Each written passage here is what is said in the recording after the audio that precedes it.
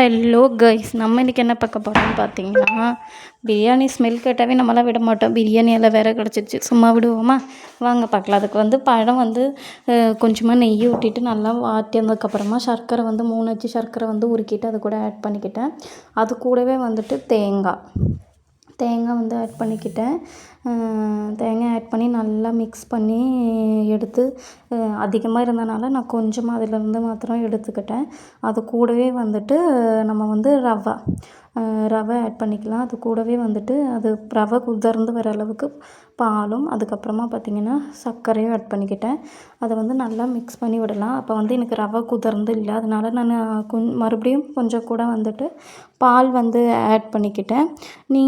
நீங்கள் வேணும்னா தண்ணி கூட ஆட் பண்ணிக்கலாம். நான் வந்து மறுபடியும் கொஞ்சமாக பால் வந்து ஆட் பண்ணிவிட்டு நல்லா மிக்ஸ் பண்ணி எடுத்துக்கிட்டேன். நம்ம இந்த அளவுக்கு மிக்ஸ் பண்ணி கை வச்சு கூட மிக்ஸ் பண்ணி எடுத்துக்கலாம். அது கூடவே வந்து ஒரு பிஞ்ச் வந்து உப்பு வந்து ஆட் பண்ணிக்கிட்டேன். அப்புறமா வந்து பிரியாணி இலை வந்துட்டு மரத்தில் வந்து பொட்டிச்சு வந்துட்டு அதுக்கப்புறமா நம்ம மிக்ஸ் பண்ணி வச்சுருந்தோம்ல அந்த மாவை வந்துட்டு இந்த மாதிரி இலையில வச்சுட்டு மடக்கிட்டு நம்ம வந்துட்டு இட்லி பாத்திரத்தில் வந்து வேக வைக்க போகிறோம். நம்ம கொழுக்கட்டைலாம் வேக வைப்போம்ல, அந்த மாதிரி வேக வைக்க போகிறோம். இப்போ வந்து நான் வந்து இன்றைக்கி கொஞ்சமாக தான் செஞ்சேன். இந்த பிரியாணி இலையில வந்துட்டு உள்ளே வந்து மாவு வச்சுட்டு இந்த மாதிரி மடக்கிட்டு நம்ம வந்து இட்லி பாத்திரத்தில் வந்து ஸ்டீம் பண்ணி எடுத்துக்கலாம். உங்களுக்கு எந்த அளவுக்கு தேவையோ அந்தளவுக்கு வந்து நம்ம பண்ணிக்கலாம்.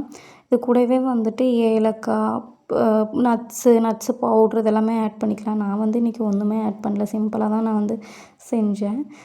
இட்லி பாத்திரம் வச்சு ஆவி வந்ததுக்கப்புறமா அந்த அப்பம் எல்லாமே உள்ளே வச்சு ஒரு 10-15 மினிட் வேக வச்சு எடுத்தால் அப்பம் வந்து ரெடி. நல்லா சாஃப்டாக இருக்கும். நீங்களும் ட்ரை பண்ணி பாருங்கள், நல்லாயிருக்கும்.